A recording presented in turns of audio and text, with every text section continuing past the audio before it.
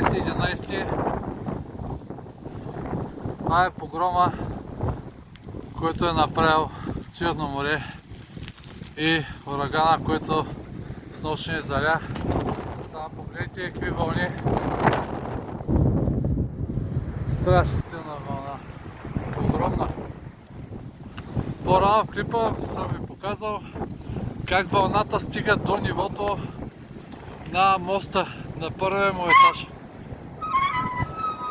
Така сега ще сляза на самия плаж.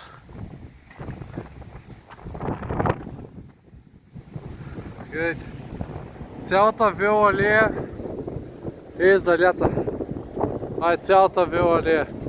Всичко е тотал щита. Морето стига до тук. Такова нещо аз лично не съм виждал. Големина на вълните. Не е по-малко от 6 метра големина на вълните.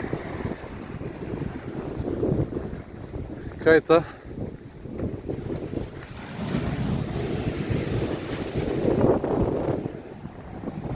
Натам вече е непроходимо.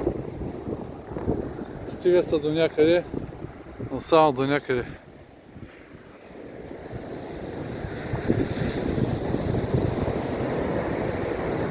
Ето. 19.11.23 година.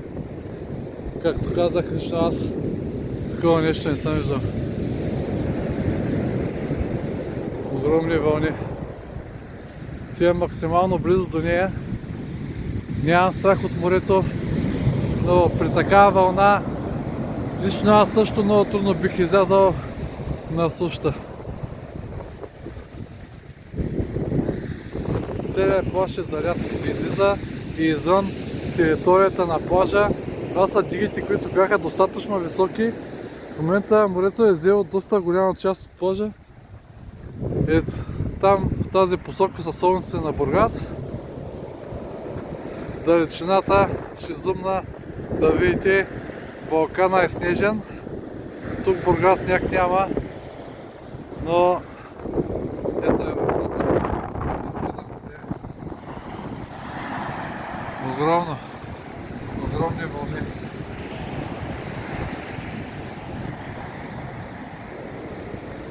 Огромни вълни.